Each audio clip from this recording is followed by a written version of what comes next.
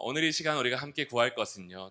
무엇을 위해 기도할 것인가? 두 번째, 우리 함께 구할 것은 교회를 위하여 함께 기도하기를 원하는데요.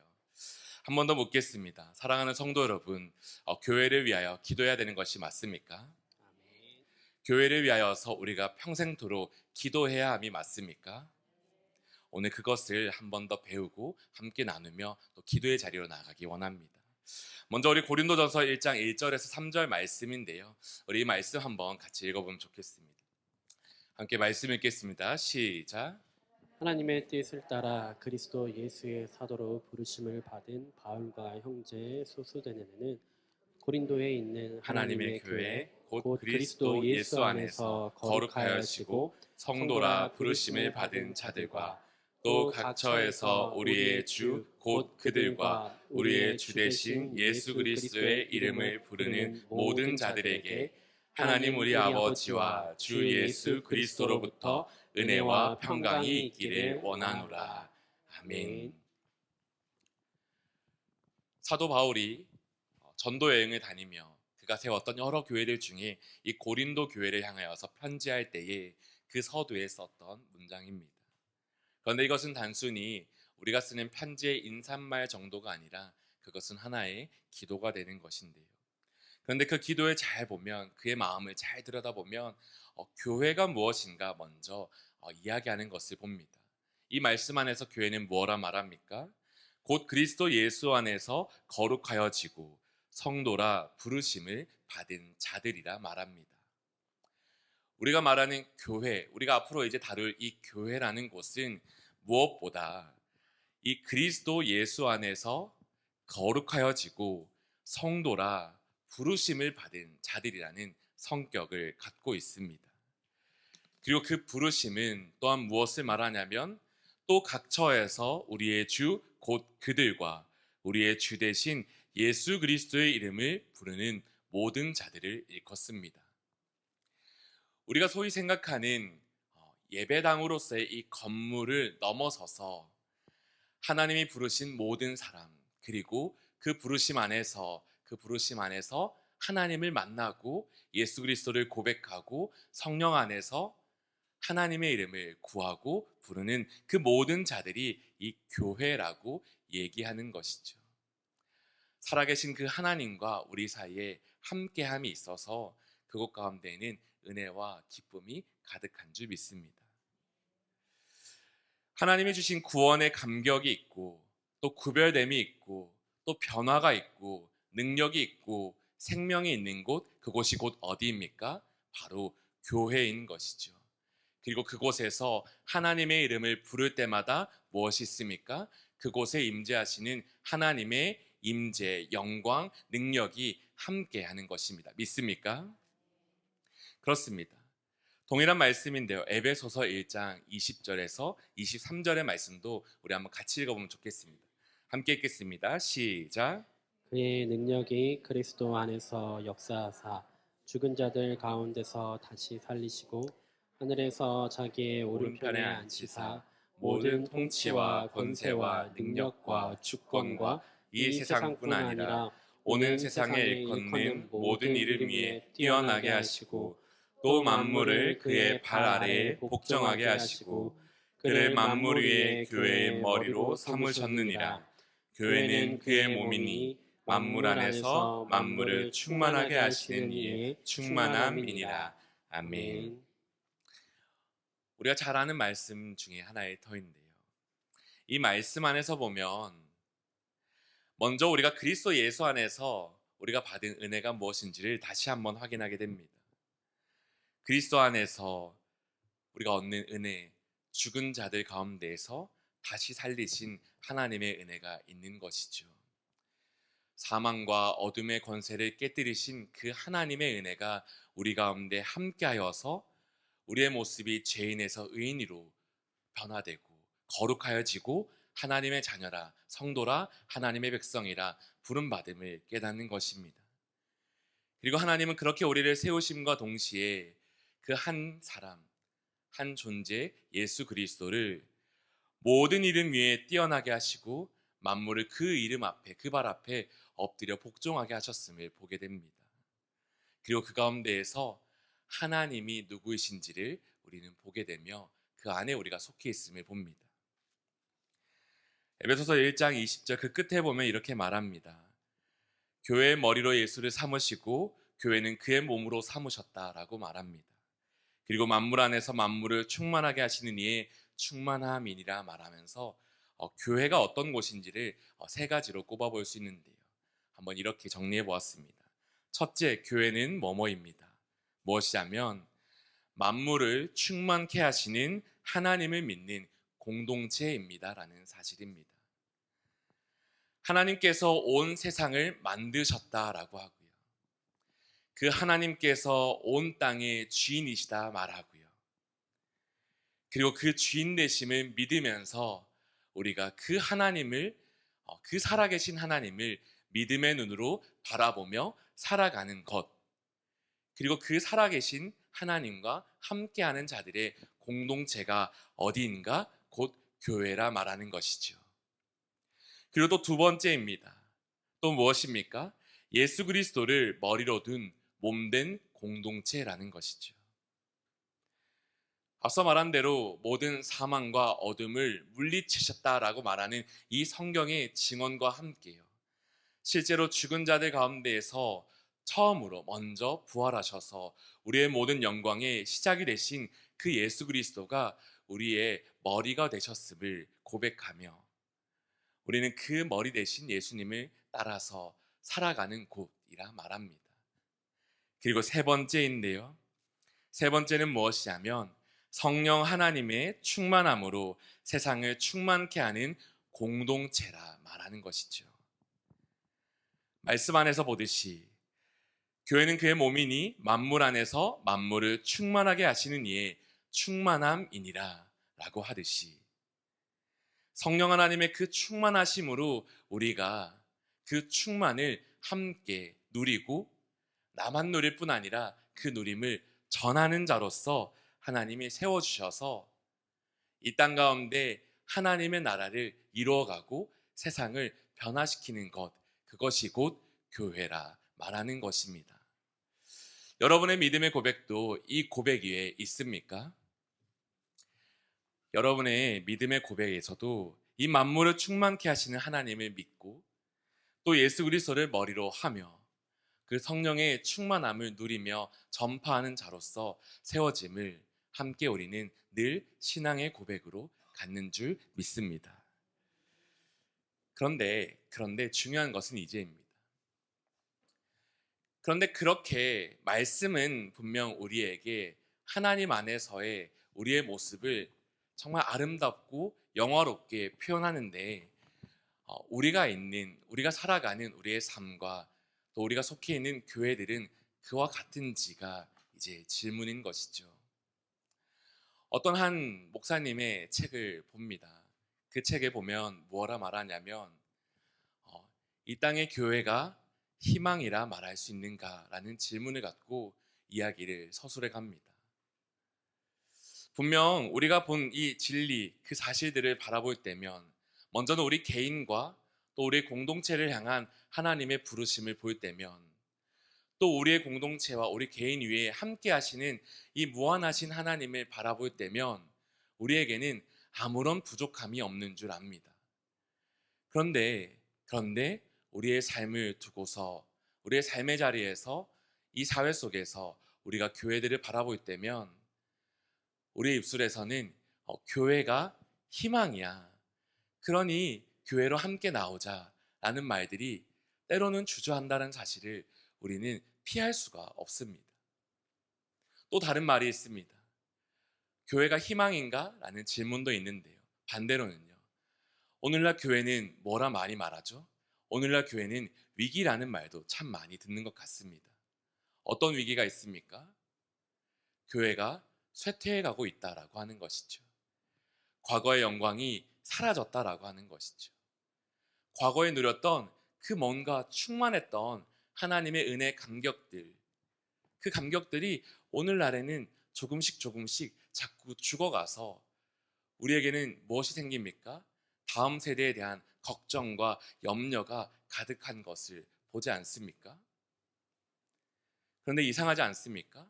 앞서 보았을 때는 만물을 충만케 하시는 하나님을 믿고 있으며 그 모든 것에서 이기시고 승리하신 예수 그리스도를 머리로 한 공동체이며 또 그 하나님 안에서 그 성령께서 우리 가운데 임하여서 분명 이곳은 충만함으로 가득 차고도 넘치는 곳인데 왜 우리가 마주하는 것은 이렇게 위기와 걱정과 더 나아가서는 두려움과 이런 염려들이 가득한가라는 질문입니다.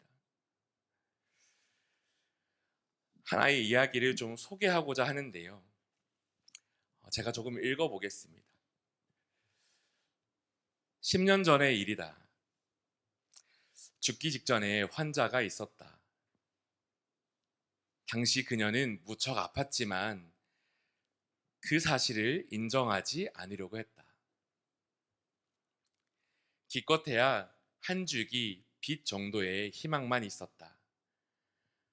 하지만 철저한 변화 없이는 그 희망은 현실로 이루어질 수 없었다. 그녀는 그 삶의 변화에 대해 전혀 준비가 되어 있지 않았다. 아니, 사실 그녀는 그 어떤 변화도 사실은 한사코 거부했다. 내가 보기에는 병세가 몹시 깊었는데도 그녀는 막무가내였다. 아니, 병세가 깊은 정도가 아니라 이제는 죽어가고 있었다. 그래서 이 사람은 그 사람을 바라보며 이렇게 말합니다. 나는 그녀에게 나쁜 소식을 솔직하게 전해주었다. 당신은 죽어가고 있어. 최대한 연민의 감정을 담아서 말하려고 노력했다. 이런 소식을 전하게 된 것이 너무 미안했다. 하지만 그녀를 정신 차리게 할 수 있다면, 아니, 정신 차리게 하려면 이 방법밖에 없었다. 그래서 나는 솔직하게 나쁜 소식을 전했다. 당신 죽어가고 있어. 나는 기껏해야 5년밖에 더 살지 못할 것이라 말했고, 그러나 그것은 사실 그것 또한 매우 길게 본 것이다.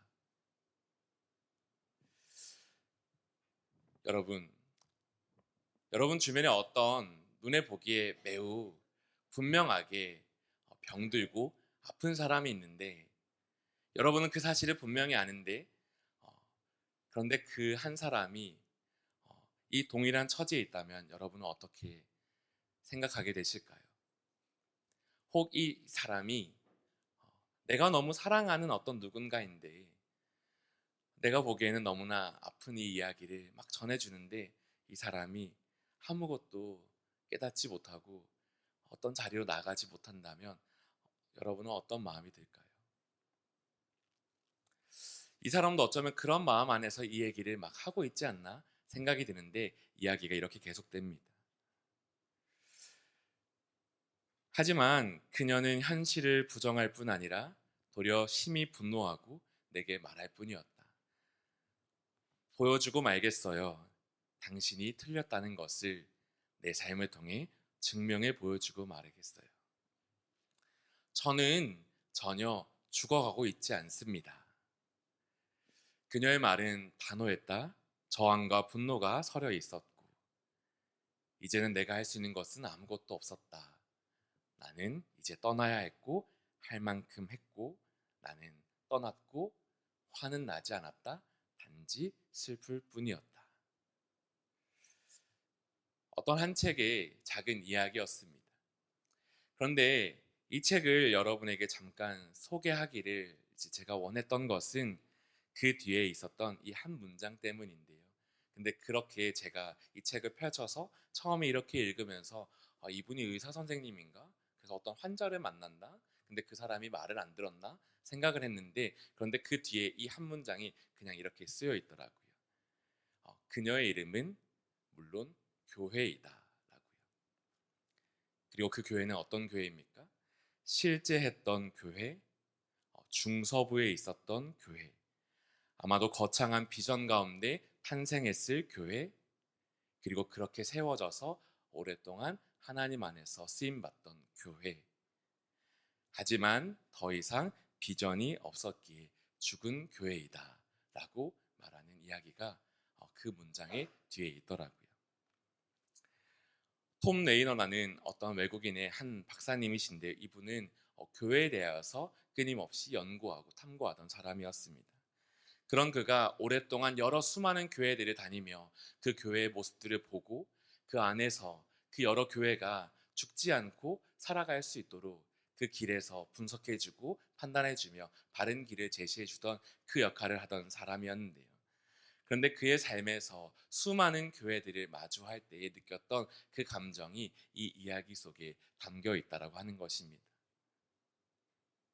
저는 이 글을 우연찮게 이렇게 읽으면서 그 책을 마주했었는데요. 그런데 그 책을 읽고서 두 가지의 좀 생각이 들었습니다. 그것은 무엇이냐면 하나는 죽은 교회라는 것에 대한 명칭에 대한 이제 표현이었습니다. 어떻게 하면 교회가 죽었다라고 말할 수 있을까? 어떻게 하면 이 교회가 죽어가고 있다라고 말할 수 있을까? 라는 단순한 이 표현 그 자체였습니다. 왜입니까? 내가 알고 배웠던 교회는 죽음이 아니라 살아있음 그 자체인데 그런데 현실은 죽어 있다라는 것이죠. 그런데 이 현실이 이 외국인 한 박사님이 그가 살던 그 사회와 문화 속에서만 경험하던 어떤 낯선 이야기가 아니라 오늘 제가 살아가던 이 한국 교회 안에서도 참 우리가 많이 마주할 법한 이야기라는 게 제게 적지 않은 충격이 되었던 것 같습니다. 그리고 또 한 가지 물음이 찾아왔습니다. 내가 속한 교회는 어떤 교회일까? 만약 이분이 우리 교회에 와서 이것을 본다면 우리 교회는 어떤 교회일까? 그리고 우리 교회는 하나님 보시기에는 어떤 교회일까라고 하는 사실이었습니다. 성경을 읽다 보면 이스라엘 백성들의 모습을 보는데요. 그 이스라엘 백성들의 이야기도 다른 것은 전혀 없죠. 만왕의 왕 되신 하나님이 함께 하시고 그 하나님의 영광과 임재가 그 가운데 있고 하나님의 말씀이 거하고 하나님 안에서의 공동체를 누리며 하나님 안에서의 능력과 기사를 맛보며 구별되며 영적인 제사장으로 살아가는 것을 봅니다. 그런데 성경에서의 이스라엘 백성들의 이야기는 어디를 향해 달려갑니까? 그 이야기는 죽어가는 것을 보는 거죠. 그리고 그 죽어가는 교회의 모습이 오늘날에까지 이어져서 숱한 역사를 지나고 또 지남에도 불구하고 그 구약 시대에는 없던 예수 그리스도가 이 땅 가운데 오셨음에도 불구하고 우리 교회들이 마주하는 현실은 무엇이냐면 이 한 박사님이 표현한 것처럼 죽기 직전의 환자로서 살아가는 수많은 교회가 있을 수 있다라는 우리의 현실을 보여줄 뿐이라는 것이었습니다. 그리고 그것은 우리가 속해 있는 이 공동체도 될 수 있고 아니 더 나아가면 바로 누구냐면 저도 우리 각 사람도 하나님의 부르심을 입은 각 성전된 우리 각 사람도 동일할 수 있다는 사실을 우리는 충분히 공감할 수 있을 것입니다. 그러면 우리가 이제 어떻게 해야 하는 것일까요?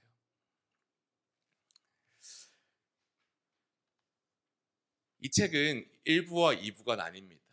짝이 있는데요. 하나는 죽은 교회를 회부하다라는 짧은 소책자가 있고 또 다른 장은 이제 살아있는 교회를 이제 또 다시 회부하며 버는 책들이 있습니다. 그렇다면 이제 이 책을 보면서 방법을 찾아가면 되지 않을까요? 7가지 비결이 있더라고요. 그 비결 하나하나를 열거해 보면서 우리 교회에 비춰보고 그 성공적인 사례를 향해서 달려가면 될까? 그렇지는 않은 것 같습니다. 그것 또한 물론 제게 또 하나의 지혜와 분별력을 주겠지만 그게 중요한 게 아니라 그러지 않기 위해서 그래서 우리가 해야 될 것이 있다면 바로 교회를 위해서 기도해야 하는 줄 믿습니다. 여러분, 기도의 능력을 믿습니까? 여러분, 기도의 권세를 믿습니까? 하나님이 우리에게 주셔서 기도하게 하신 이유가 무엇입니까?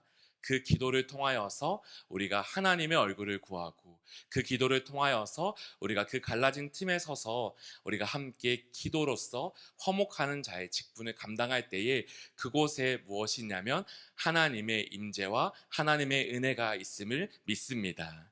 그렇기 때문에 우리도 이 시간 더 나아가서 함께 기도하기를 원하는데요.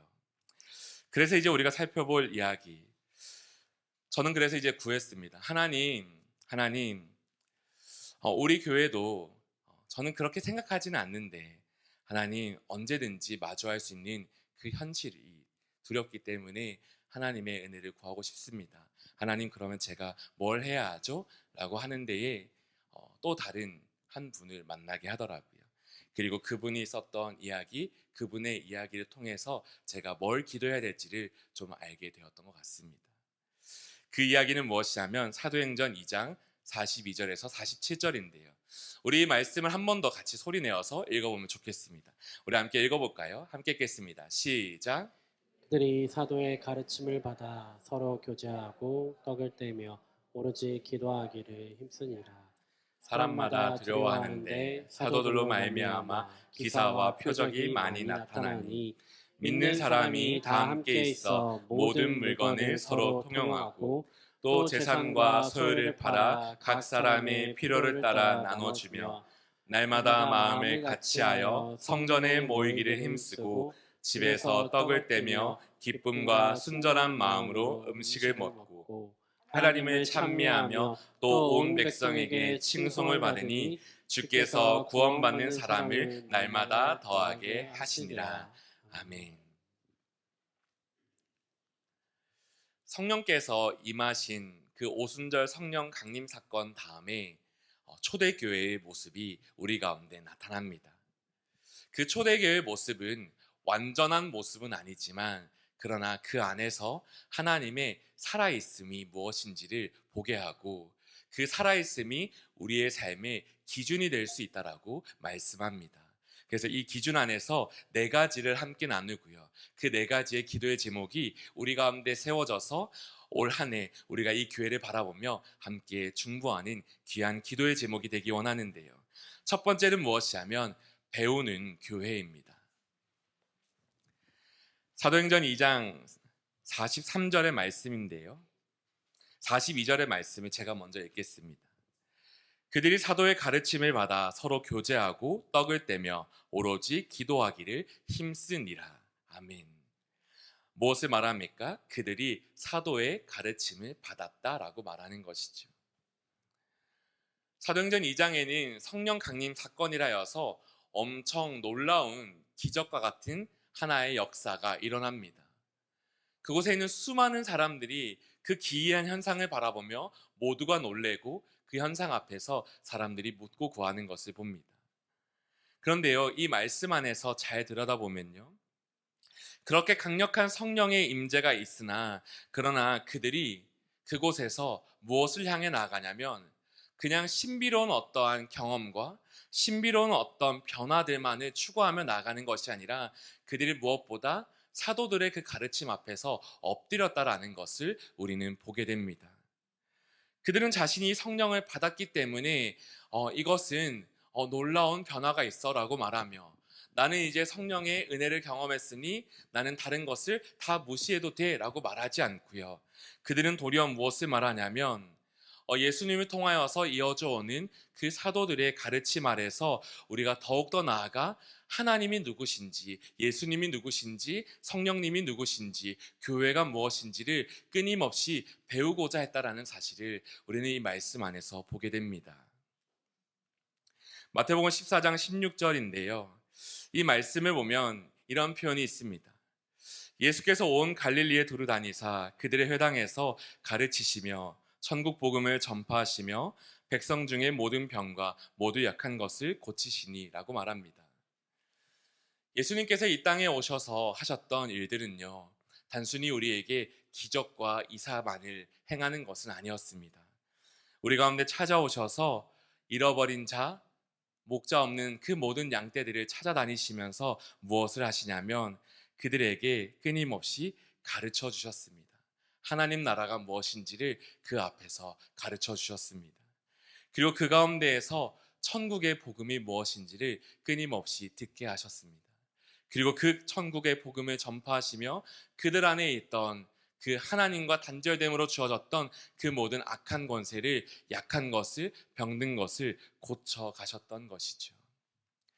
이 모습을 본받은 예수님의 이야기가요, 이후에 또 어떻게 이어지냐면 요한복음 14장 16절 17절로 이어지는데요. 우리 말씀도 한번 읽어볼까요? 함께 읽겠습니다. 시작.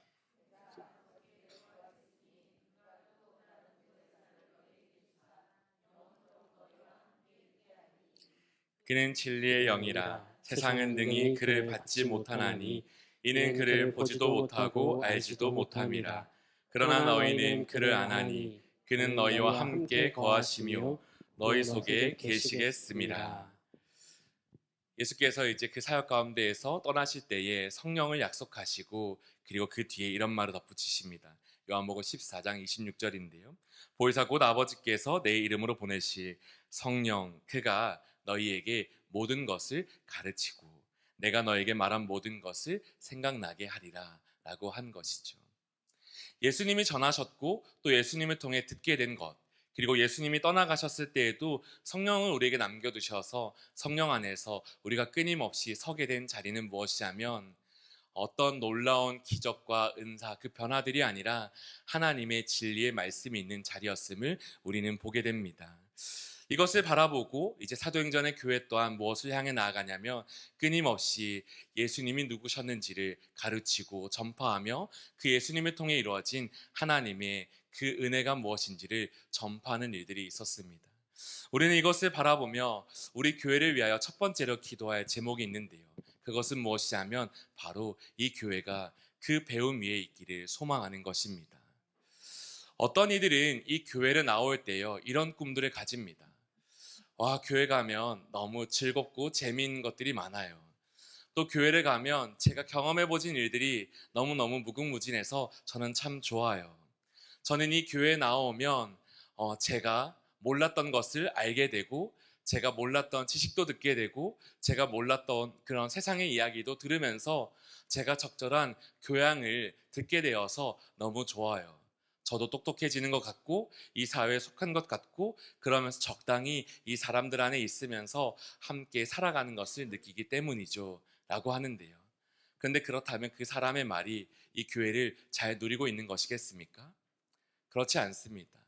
가장 교회의 첫째 된 것은요, 먼저 예수님이 누구시고 그 예수님을 우리가 함께 믿는 자리로 나아가는 것이 필요합니다. 그러기 위해서 우리가 말하는 것이 무엇입니까? 이곳에서, 이 강단에서도, 또 우리가 속한 공동체에서도 말씀을 기준으로 하여서 말씀을 가르치고 말씀을 전파하고 말씀 안에 있는 하나님의 능력을 이야기하는 줄 믿습니다. 우리가 그렇기 때문에 함께 기도해야 합니다. 무엇을 기도해야 합니까? 하나님 아버지, 우리 수정빛 교회가 하나님 끊임없이 말씀 위에 세워진 교회 되게 하여 주시옵소서. 그리고 또 기도하는 것입니다. 하나님 아버지, 우리 가운데 말씀을 귀히 여기는 마음을 더하여 주시옵소서. 이 말씀의 능력을 믿고 말씀의 가르침을 따라서 우리의 삶을 바라보고 이 말씀의 기준 삼아서 우리의 삶을 하나님께 드리는 그 결단과 고백이 날마다 있게 하여 주시옵소서. 이 고백이 있을 때에 우리 교회가 죽어가는 교회가 되지 않을 수 있음을 이 시간 믿음으로 고백합니다. 그러면서 두 번째인데요. 두 번째 또 무엇입니까? 다시 한번 사도행전 2장 42절 말씀을 함께 읽어보면 좋겠습니다. 우리 말씀 읽겠습니다. 시작. 떡을 떼며 오로지 기도하기를 힘쓰니라. 그 말씀 안에서 그러나 이곳이요, 공부하는 곳, 연구하는 곳, 이곳에서 끊임없이 배우고 돌아가는 곳이라고만 말하지는 않습니다. 도리어 교회는 무엇이 하면 하나님의 이름 안에서 부름받은 자들이 모여서 무엇을 하냐면 서로 교제한다라고 이야기를 하는 것이죠. 즉, 두 번째는 서로 교제하는 교회, 서로를 돌보는 교회입니다. 사도행전 2장 44절, 45절, 성령께서 그 교회 가운데 찾아오셔서 말씀하실 때 어떠한 변화가 있었냐라고 하면은 이 말씀이 있습니다. 믿는 사람이 다 함께 있어 모든 물건을 서로 통용하고 또 재산과 소유를 팔아 각 사람의 필요를 따라 나눠주며 라는 이야기가 있습니다. 함께 있고 또 함께 나누며 함께 서로를 위하여서 모든 것을 같이 사랑한다라는 이야기가 담겨 있는 것이죠. 그런데 주의할 것은요, 이 구절의 의미가요. 이제 교회의 모든 내 재산권을 넘기고 내 소유권을 넘기고 내가 어, 하나님의 주권을 인정하니까 다 넘겨드려서 내 것은 없다라고 말하며 살아가는 삶이 아니라는 것을 우리가 주목할 필요가 있습니다. 이것은요, 물론 그 당시 사회에는 더욱이나 함께 가진 것을 다 내어놓을 만큼 그 마음이 있어서 서로가 도와야 되는 것들이 있었지만 또 그 가운데에는 개인의 소유들이 허락되었고 또 그 가운데에서 같이 나누어질 일들이 있었거든요. 그러면 무엇입니까? 하나님의 마음과 관심이 어디에 있는지를 우리에게 보여주는 것인데요. 그것은 무엇이냐면 곧 내 옆 사람을 향한 하나님의 마음이 있다라는 사실입니다. 하나님은요, 교회를 부르실 때 그냥 이곳에 있는 우리 한 사람 한 사람, 내가 서 있는 나만을 위한 자리로만 부르지 않으시고 그 말씀의 권능 또한 나 개인만을 위해서 항상 두지 않으시고 늘 함께 지어져 가는 삶으로 초청하여 계시다라는 것을 보여주는 것이죠. 초대교회의 역사가 그랬습니다. 그 당시 사회가 어땠냐면, 그 당시 시장 경제가 어땠냐면, 그들이 살아가는 삶이 어땠냐면 예수 그리스도를 고백함과 동시에 얻는 것은 영광이 아니라 핍박이었습니다. 영광이 아니라 소외였습니다. 그 무한한 소외 속에서 그들이요 얻어야 할 거는요 위로와 회복이 아니라 그들이 얻는 것은 무한한 괴로움과 그리고 홀로 된 뿐이었거든요. 그런데 그들 속에서 그들이 힘을 낼 수 있었던 이유는 무엇이냐면 나와 같은 자들이 내 옆에 있고 그런데 그 자들이 또 나와 함께 있어서 같이 함께 모여 우리의 서로의 삶을 나누고 기도할 때에 그 자리에서 충만하게 임하여 주시는 하나님을 같이 만나는 은혜의 기쁨이 그곳 가운데 있었다는 사실입니다. 그리고 그 동일한 모습이요 오랜 교회의 역사와 전통 속에 똑같이 있었고 하나님은 그 은혜를 우리에게도 말씀하시는데요. 교회가 그냥 이 조직을 굴리기 위하여서 이 조직을 행정적으로 운영하기 위하여서 적절한 단위로서 하나의 공동체들을 만들면서 그것을 묶어놓고 리더를 세우고 그 역할을 주고 관리하게 하는 일이 아님을 우리 모두 알지 않습니까?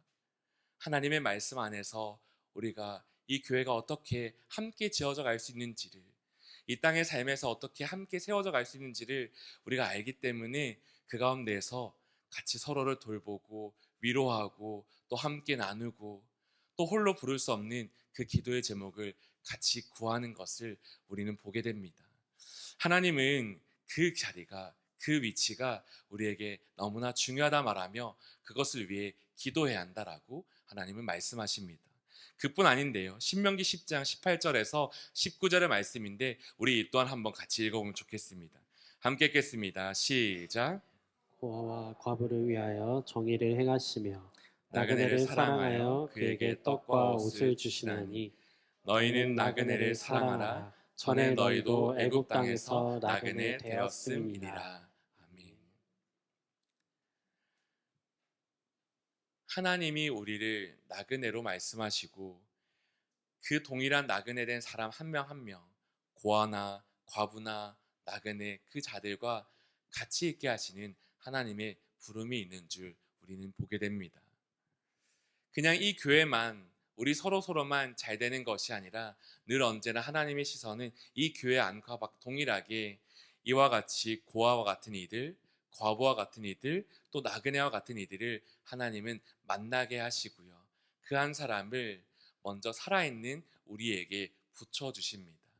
그리고 그 가운데에서 그 자들과 만났을 때 우리 안에 있는 하나님의 그 충만함과 생명을 나누게 하시는데요. 그러기 위해서 우리가 기도하는 것이 있습니다. 무엇이냐면 이렇게 기도하는 것입니다. 하나님, 우리가 서로 돌보는 교회가 되게 하여 주시옵소서. 서로를 위하여서 가진 것을 나누기도 하고 서로를 위하여서 가진 시간을 내어놓기도 하고 서로를 위하여서 내 마음을 나누기도 하여서 그 안에 하나님의 일하심을 같이 바라보는 교회가 되게 해달라고 기도하는 것입니다. 그럴 때에 이 땅 위에서 우리의 모습이요 나만을 위한 그 죽은 자의 길을 걷는 것이 아니라 함께하는 자로서 산 자의 길을 걷게 되는 것이죠. 그리고 세 번째인데요. 세 번째는 무엇이냐면 예배하는 교회입니다. 우리 또 말씀 한번 볼 텐데요. 우리 사도행전 2장 42절 한 번 더 읽어보겠습니다. 함께 읽겠습니다. 시작. 그들이 사도의 가르침을 받아 서로 교제하고 떡을 떼며 오로지 오로지 기도하기를 기도하기를 힘쓰니라. 힘쓰니라. 우리 또 한 가지 같이 읽으면 좋겠습니다. 사도행전 2장 46절인데요. 이 말씀도 같이 읽겠습니다. 시작. 날마다 마음을 같이하여 성전에 모이기를 힘쓰고 떡을 떼며 기쁨과 순전한 마음으로 음식을 먹고. 교회가 살아있기 위한 모습이 무엇입니까? 그것은 곧 함께 늘 마음을 같이하여서 모인다라는 사실입니다. 그리고 함께 모여서 무엇을 합니까? 함께 모여서 하나님을 예배하는 것이죠. 사도행전 2장 46절에 보면 떡을 떼며라고 하는 것이 있는데요. 이 떡을 떼며라는 것은 그냥 우리 같이 나눠 먹고 같이 살피자. 누이 좋고 매우 좋고 오늘 나 맛있는 거 사왔어? 같이 먹을래? 그게 아니라 성찬의 개념까지 함께하는 거거든요. 같이 떡을 떼고 또 피로 세운 그 잔을 나누며 우리 안에 함께 하신 예수님이 누구신지, 하나님이 이루신 그 승리가 무엇인지 다시 고백하고 다시 기억하고 그 예수님을 바라보며 함께 모여서 기도하는 것입니다. 예전의 교회는 우리가 드리는 이 교회와 조금 달랐던 것 같습니다. 그들의 교회는요, 335 가정으로 모여서, 335로 지역으로 모여서, 335로 또 지하 굴에 모여서, 335 나무 밑에서도 모여서 그들이 함께 모여서 같이 서로 너도 예수 믿어? 나도 예수 믿어 라고 말하며 그 안에서 말씀을 나누고 또 서로 사랑을 나누고 그 안에서 하나님이 우리에게 맡기신 것을 따라서 하나님을 예배하는 일들이 있었습니다. 그렇게 예배하는 자들이 날마다 같이 있었고 그들이 함께 모이기에 힘쓰면서 계속적으로 힘을 내어서 같이 하나님께 나아갔기에 그들의 이야기가 이어져 갈 수 있었는데요. 그런 이야기가 우리에게도 동일해야 되지 않겠습니까? 당연하죠. 우리가 예배하는 것은 너무나도 당연하죠. 우리 매 주일마다 예배를 드리지 않습니까?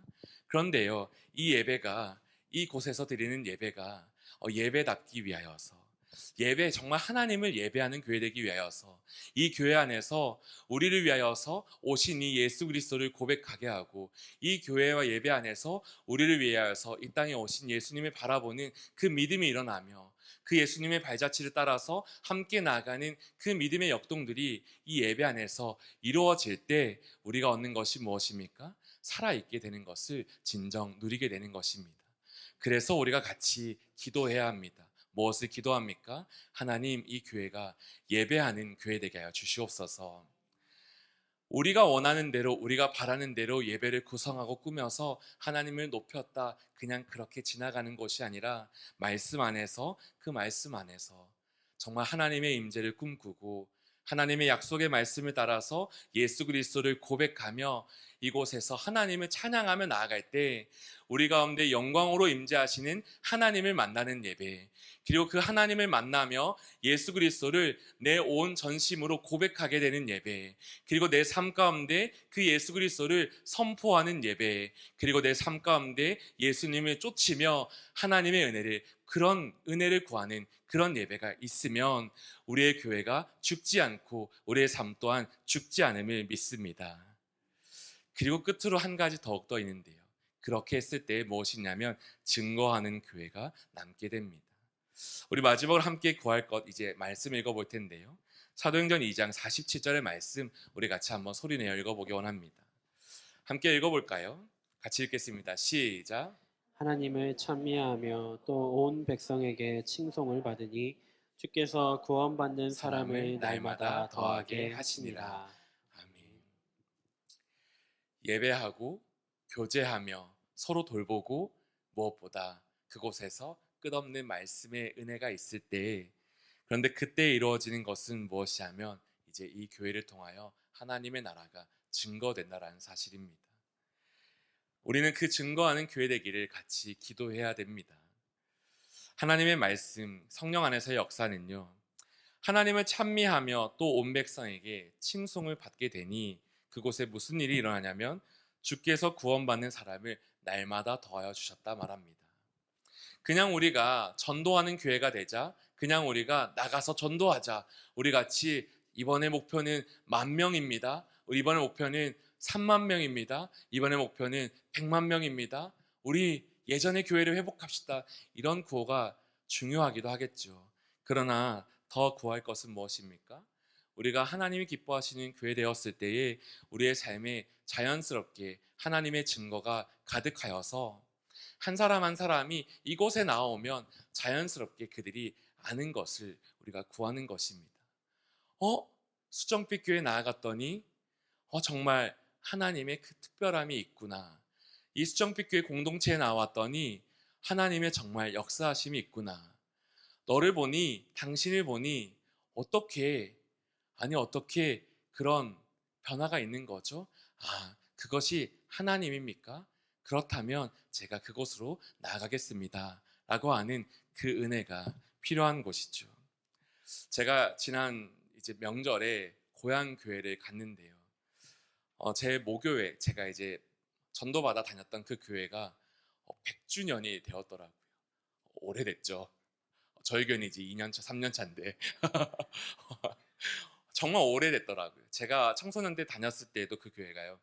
80년, 이제 83년 막 이런 주간을 보냈던 기억이 있는데요. 어느덧 그 교회가 이제 100년이 됐더라고요. 그래서 그 안에 있는 막 구호들이 있더라고요. 100년 된 역사로서 우리 교회가 구호를 갖고 같이 헌금하고 예배하고 또한 전도하며 구령을 외치는 걸 봅니다. 그 구호가 너무나 좋죠. 근데 모든 교회가 그 교회의 구호를 따라갈 필요가 있겠습니까? 저는 그렇다고 생각하지 않습니다. 똑같은 교회 되기 위하여서 100년의 전통을 갖기 위하여서 또 그만한 교세를 갖기 위하여서 우리가 몸부림칠 것이 무엇이 있겠습니까? 우리가 구할 것은 하나님의 임재가 있고 말씀의 은혜가 있고 공동체의 은혜가 있고 그 가운데 예배의 은혜가 있고 그래서 이곳이 하나님의 증거하는 교회 되기를 소망하는 것 아니겠습니까? 그럴 때 하나님이 부어주시는 은혜가 가득한 줄 믿습니다. 방금 읽었던 이 네 가지의 내용을 이제 정리할 텐데요. 조금 딱딱할 수 있지만 이 네 가지의 내용을 그리고 또 조금은 다 알 것 같지만 이 당연한 내용을 제가 굳이 나눈 이야기가 있습니다. 그것은 무엇이냐면 어떤 그냥 권위 있는 한 목사님의 이야기이기 때문이 아니라요. 그냥 그 사람이 갖고 있는 꿈이 그 안에 담겨 있더라고요.